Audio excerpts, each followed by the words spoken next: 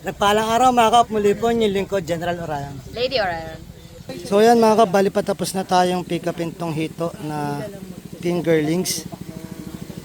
Actually sir, hindi naman siya utak sir. Quick Yun. lang. Yung PG. Yung nandun sa kanyang utak na. Tabi ho ng utak. Gusto mong i-vlog din sir eh. Doon sa next week eh. Oo, pupunta siya rin. Wala naman doon sa focus na tayo dito. Ha? May mantika ba yan?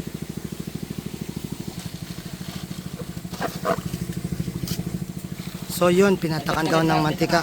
Boss, para saan yung ano? Yung nilalagay nilang parang mantika. Mantika. Ang mantika sir ay para sa bula po na mapuproduce ng isda. O yung lansa. Kasi sir, pag may bula sa plastic, kahit may hangin po yan ng oxygen, mamamatay po yung hito natin. Kasi mas mabilis po sila maglabas ng lansa. Kaya ho nagkakaroon sila ng pagbula sa loob ng plastic. Kahit po sa mga drum na ginagamit, lalo kung malayuan ang biyahe, Ilalagyan na rin nila talagang mantika. mantika talaga. Okay.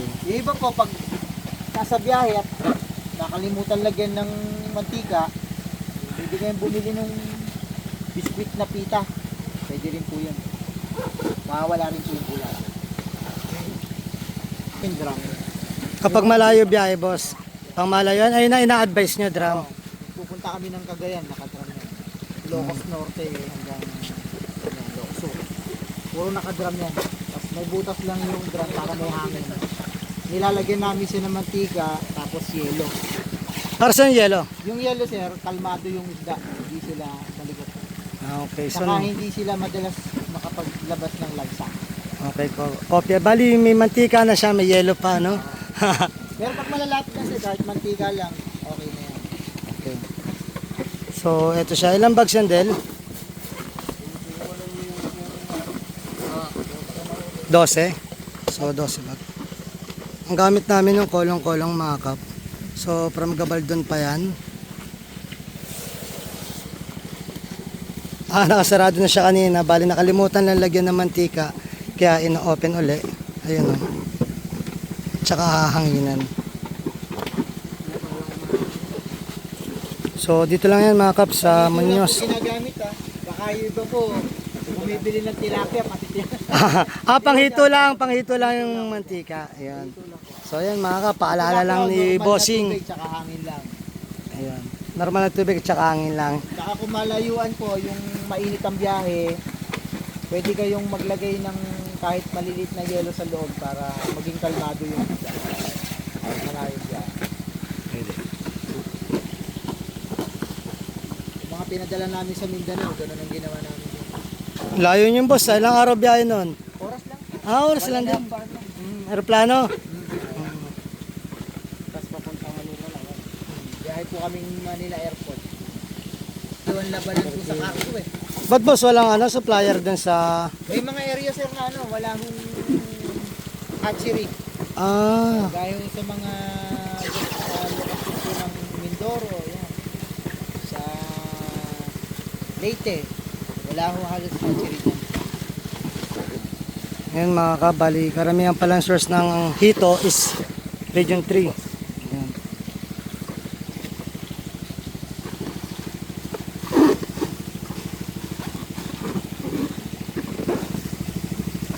So yan mga kapasyal lang kayo dito. Boss, ano to? Anong barangay? Barangay Catalanacan po, Science City of Muñoz. Yan. By Sia. Ano yung farm nyo? Anong... CIM ako farming po.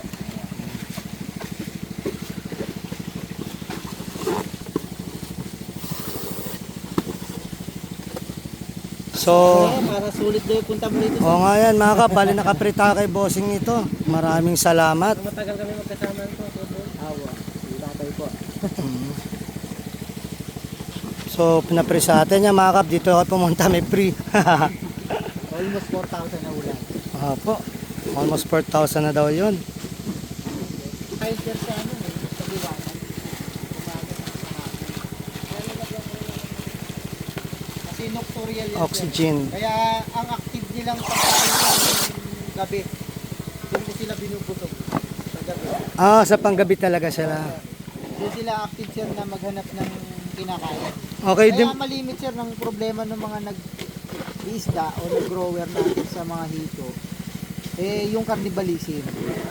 Dahil nga sila sir aktibo sa gabi, malimit talaga sir gutom. Nakakain nila yung mga kapwa nila. Kinakain niya yung mga kapwa niya. Kung sino yung weak sa grupo, kung sino yung mahina, may sugat, atakin nila yun. So, iba pala talaga, nightlife pala tong hito, no? Nightlife. Ang ano kasi nila dyan is yung survival eh. Kaya kailangan talaga mayroong magsakripisyo. Survival instinct, no? Pero kung lagi sila sir busog, mababawasan kahit paano yung cannibalism. Mawawala po yun. Ayan. So, ito ang pinapre sa atin ni Bossing. Ilagay mo. Ayun, yung isa sobra din dun. Hindi ka na. Kaya lang yung hindi ko nalagyan pula. Yung isa rin wala. Sobra ito.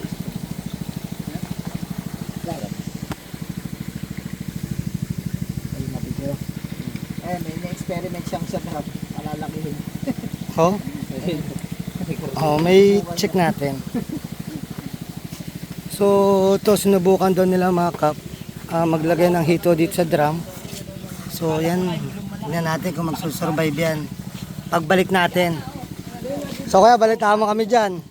Wala sir. Sa makakakuha po kayo ng tate sa parang Yun. sa Mona Rizal. So, nilagay niya yan. Experiment ni Kuya. Ito mga kap, bali tapos na tayo. Tabi ko na sa characterize nila. Daming tubig. Katabi po nun bilihan ng mga bakal. Saka nabigyan po sila yung oil. So, yan mga kap, ikakarga na natin at medyo malayo-layo pa ang ating biyahe.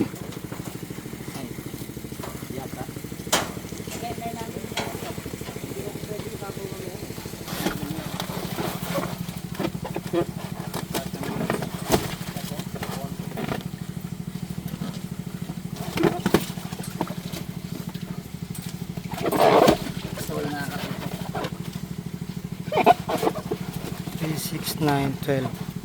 So almost 12 bags. 13, 14 bags. Yun. So ito yung mga na-order namin na goldfish. Ay, ano pala, hito. Goldfish tuloy. So yan. Maraming salamat tatay. Maraming salamat po. Thank you. Thank you po. Thank you. Kuya. Thank you po.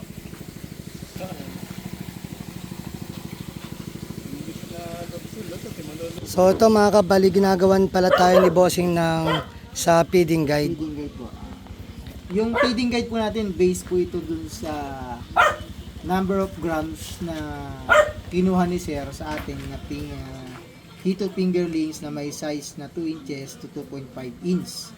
So, yung guide po natin bibigay, mostly based nga po ito dun sa timbang ng katawan ng isda. At the same time, ito rin po isusundan nila doon sa pagpapakain ng isda from the feeds na gagamitin.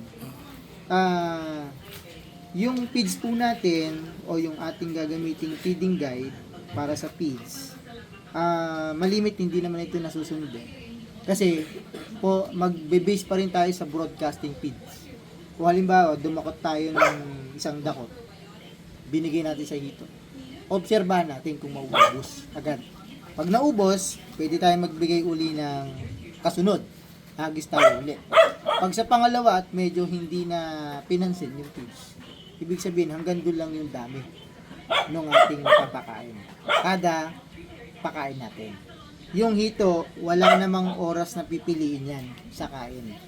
Pero pinaka the best na pagpapakain sa kanila, yung oras na papadilim na tayo. Pagbaba ng araw. Start ka ng 4 or 5 ng hapon, yun na yung medyo gulpi na pagpapakain. Based pa rin naman doon sa dami ng ipapakain, kung susundan itong ginawa natin, pwede rin naman. Pero sabi ko nga, malimit talaga yung mag-aalaga. Dapat monitoring sa pagkain ng isda natin. Kasi siya yung makakakita nung madalas ba yung kain, medyo matamlay ba silang kumain. Kasi lalo na, panahon natin ngayon, walang araw. Yun, may mga isda tayo na dumidepende sa panahon. Pagkain nila. So, yun. Ako po si Roel Ramilo po, taga Science City of Muñoz, Nueva Ecija, dito po sa Barangay Katalnakan. Sa mga nagbabalak po o nagpaplano na mag-alaga, mag-start ng backyard farm sa hito o tilapia, bago kayo magsimula, pwede ko yung mamasyal dito sa farm, maturuan namin kayo ng mga simpleng o basic techniques lang ng pag-aalaga at yung mga dapat natin gawin sa pag-aalaga ng isda. Yun lang po. Maraming salamat po. Sir, Thank you, sir. salamat din sa free. Ayan. So yun mga kabali, na tapos na nga tayo. Muli po ang inyong lingkod, General Orion. Lady Orion. Natas puso po nagpapasalamat sa inyo na walang sawang panonood sa aming mga video at live. Na sana po gabayan kayo ng Panginoon, sampiyon na inyong mga pamilya, na sana po humingi tayo ng gabay sa Kanya, sa isip, sa salta at gawa, upang magampanan natin tungkulin natin dito sa mundong ibabaw, na naayon sa Kanyang mga gusto at mga kailingan. Muli po, maraming salamat. God bless.